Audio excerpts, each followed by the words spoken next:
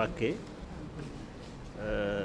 c'est le commissaire de Mbacké, et donc l'ensemble des chefs de services régionaux présents ici à ce CRD qui est dédié aux préparatifs du Magal annuel de Mame Mor Diarra qui sera célébré à Mbacké Xewa. Donc, 15e jour de la Korité qui correspondra entre le 16 ou le 17 mai 2022.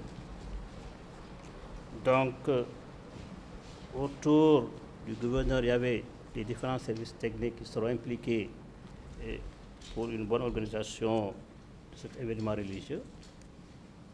Notons aussi que Mame Mor Diarra, c'est le frère de Khadim Rassoul. Donc c'est un événement très important pour la communauté mouride. Pour la communauté mouride en particulier, mais aussi pour la Oumma islamique. Donc c'est pourquoi vraiment nous devons prendre des dispositions importantes pour assurer un bon Magal à l'ensemble des pèlerins. Sur ce, nous avons passé vraiment en revue l'ensemble des engagements concernant chaque service technique, à commencer par la sécurité, donc qui sera assurée par la police, la gendarmerie, et des engagements fermes ont été pris parce que le volet sécuritaire, je crois qu'il n'y a rien ne sera laissé.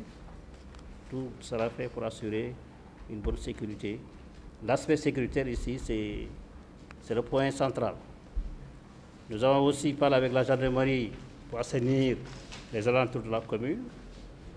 Ensuite, maintenant, pour alléger le contrôle au niveau du péage de la sortie vers Ngabou, ce sera fait. La même chose aussi avec la douane pour alléger aussi le contrôle des contrôles ici maintenant avec les pèlerins qui seront obligés aussi de temps en temps d'amener quelque chose pour leur marabout. Et les eaux et forêts pour l'utilisation de coupe. Maintenant, les difficultés qu'on va avoir, ce sera au niveau de l'hydraulique, parce que la comité a sollicité 10 cisternes et 20 bâches. Elle est disponible maintenant ici, c'est 3 au niveau de l'hydraulique régional de Diourbel. Mais le préfet maintenant fera ici des démarches au niveau du sous-préfet pour avoir là-bas quelques bâches. Pour la CNO, ils ont demandé des branchements de missiles et l'extension du réseau d'1 kilomètre. Nous allons vraiment saisir le délégué régional de CNO pour voir maintenant qu'est-ce qu'on peut faire par rapport à ces sollicitations. La santé, je crois qu'aussi il n'y aura pas de problème. Seulement, on va terminer par dire qu'ils demandent, le comité sollicite l'érection de l'hôpital au niveau 1. Donc, sur ça, maintenant, nous allons transmettre aux autorités compétentes la question, à savoir le ministre de la Santé. Pour la Sénélec, je crois que la même chose ici sera faite. Des lettres seront faites pour demander la mise hors de l'essage, la disposition d'un groupe électrogène. Et maintenant, ici, 2 décembre seront sollicités. Et maintenant aussi, on va saisir le responsable de Touba pour leur permettre vraiment de faire ce qui. L'ONAS aussi sera saisie par rapport au camion de vidange. Mais je crois que la première mesure pour le préfet du département, c'est de fermer ce département en attendant que les travaux de réhabilitation soient faits. Pour l'ICG, il n'y a pas de problème. Le service d'hygiène attend ici les produits qui seront fournis par la mairie de Mbacké. Je crois que aussi c'est le moment aussi de les remercier et de les féliciter et de les encourager pour dire que Mbacké et Touba sont des zones spéciales parce qu'il y a tellement d'événements religieux et chaque événement religieux, on attend ici la part de la mairie, soit Touba, soit Mbacké et alentour. La RTS est un service public, donc il va assurer la couverture de la conférence et le Magal. Maintenant, le reste, c'est avec l'AGEROUTE. Nous allons voir avec celui-ci avec l'AGEROUTE pour la réhabilitation du tronçon. Maintenant, pour le bitumage, aussi nous allons saisir aussi le ministre en charge de cette question pour voir maintenant qu'est-ce qu'il faut faire pour mieux bitumer ce tronçon. Je crois que nous avons passé vraiment en revue l'ensemble de toutes les questions relatives vraiment à une bonne organisation de ce magal. Bu ñu ko résumé ci wolof mooy dañuy sant ñëpp vraiment di sant comité bi ci liggéey bu rafet bi ci waxtaan wu rafet bi aussi di sant les services techniques par rapport ak question yëpp kenn ku ne wax nga ci li nga man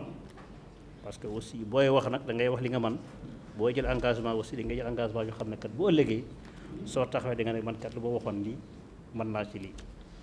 léegi nag bu ñu leen jàllale kii engagement yi am na ñoo xam ne moom mairie Mbacké moo ko jël affaire éclairage bi moom dana ko defaraat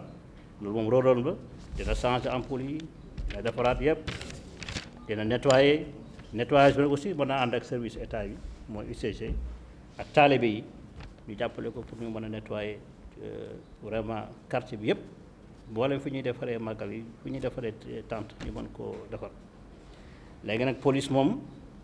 xam ngeen moom liggéeyam kenn du ko jàngal lépp ci war ci sécurité yi dañu ko def yow police kii di mooy police mooy gendarmerie mi sapeur mi douane ñooñu seen corps yoo xam ne ñoom kenn du la jàngal sa liggéey ñoom boo nee lii leen bëgg rek ñoom xam na la ci war te dana ko ci def pour sauver yàlla dañu jël matuwaay yëpp ngeen wax fii pour jàppale la ngeen am màggal gi du am benn jafe-jafe daal pour que vraiment ñii ñëw di màggal suuf si ñëw ci jàmm màggal ci jàmm aussi mën a dellu ci jàmm. léegi nag pour hydraulique ak Sen'Eau foofu daal xam naa fa la ay jafe-jafe nar a amee ndax ñoom ñi ngi laaj 10 citernes ak 20 bâches ñu amagum ñun ñetti citernes na am ak juróomi bâche mais danañ xool aussi ak OFOR ak ñeneen ñi naka lañ mën a demee ba am yeneen di camion su fekkee mënuñu am camion aussi ñu camion yi teel a ñëw ñu def rotation yi xam ne dina mën a permettre vraiment fépp ñu war a def ndox ñu yóbbu ko fa bu fekkee foofu am na fa ay baaj parce que am na kër yu bëri dañuy tabax ay baaj ci biir kër gi pour que bu citerne bi remee rooti rek ñëw sotti fa loolu bu ñu ko defee yaakaar naa dana mën a au moins xaw a fànq tuuti manque camion yu ñu am yooyu. yenn yi nag mooy branchement yu waxoon ne dañuy laaj Sen'Eau mu def leen branchement à domicile ak extension de réseau d'1 kilomètre boobu aussi danañ ko wax waa Sen'Eau préfet dana ko def Sen'Eau pour ñu xool vraiment lu mu ci mën a jàppale lu mu gën a gaawee rek bala màggal gi ñëw ñu def ko ci pour permettre vraiment kër gu ne ñu mën a ndox moom lu vital la. ci wàllu santé yaakaar naa ñoom disposition yi doon jëli aussi dañ ko jëlaat ñoom yàgg nañ ci lenn laa xam ne ñoom dana xaw a dépassé seen i kii loolu dañ ko saisir ministre de la santé mooy bii ñuy wax dañu bëgg hôpital niveau 1 loolu nag dañ ko wax mais li ci des yëpp ñoom daan nañ ko def yàgg nañ koy def te danañ ko def ju crois Senelec aussi dana leen saisir pour que lu ñu war a def ci màggal gi ñu def ko mooy problème mu extension bi problème mu groupe électrogène bi mise hausse délestage bi poste permanence poste Mbacké ak 2 descentes bu ñu fi préfet bu ñu fi jógee aussi dana ko saisir comme ça ñu xam daal lii la ñu war a def ba bu ñu yegsee ci évaluation ba jafe-jafe du mën a am. même chose aussi pour ONAS nag dañ leen di laaj comme fu ñu doon tuur dafa mur bi dafa bënn te dafay déborder te aussi te ñu fay waaj a màggal ñaar yëf rek moo mën a am ñu defar ko rapidement mbaa préfet tëj ko ñu wuti feneen fu ñu tuur loolu moom yaakaar naa loolu rek moo ci mën a am soit ñu defar ko balaa màggal gi ñëw mbaa bu ilaa bu ñu ko mënta defar ñu wax préfet mu tëj ko léegi ñu xoolee yeneen kii léegi rek ñoom ñi ngi ne laaj na leen ay camion moom dana saisir moom aussi ONAS ñu xool lu ñu ci mën a def li ci des nag mooy affaire élevage moom seen liggéey danañ ko defar lu mu ci xaw a jaaxal élevage nag fii ak màggal gi est-ce que opération abattage xaj yi mën a ci am bu fekkee nag vraiment jampul ba jampul mën nañu xaar ba màggal ba pare ñu def ko ndax produit yu ñu utiliser produit yi moom baaxul dafa toxique de trop. pour RTS moom amul problème ñoom lu ñuy liggéey dañ ko liggéey Sonatel préfet dana ñaan bu defa leen affaire lii ñi ngeen wax ak wifi pour seen conférence AGEROUTE aussi danañ ko saisir ak le ministre des infrastructures pour mën a xool naka la mën a jàppale pour li ngeen wax ci affaire ñuy defar tali boobu ñu defar ko loolu daal yaakaar naa ne fekkee amul lenn lu ma ci tëb lii leen fi arrêté di gërëm comité bi di gërëm préfet di gërëm monsieur le maire di la wax nag vraiment nga jàppale ñu ci éclairage bi jàppale ñu ci produit yi pour service d'hygiène pour que vraiment opération yi ñu mën ko teel a def ba du am benn gàllankoor ak nit ñi ñu war a ñëw ci màggal bi loolu yaakaar naa bu ñu fi joxee tey service d'hygiène dañ def expression de leurs besoins lu ñu soxla ñu jox leen ko ngeen xool lu ngeen mën a defee ba jàppale leen ci bu fekkee mënu leen lépp aussi comité bi mi ngi fi comité aussi ñëw leen en appoint pour que vraiment ngeen mën a defar opération yi de désinfection ak de saupoudrage pour Mbacké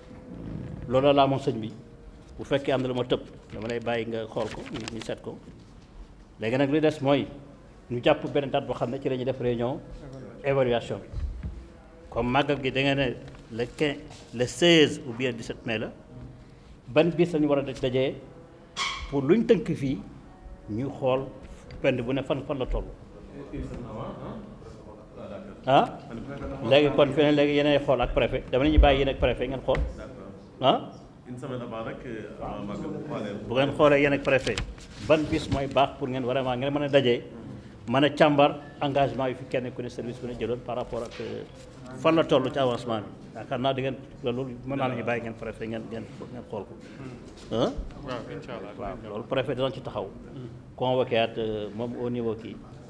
kenn ku ne mu xam li nga waxoon fii foo ci toll ndax ñu mën a aussi man ko teel a jot teel ko corrigé loolu daal sëñ bi laa amoon bu fekkee nag am na la ma ci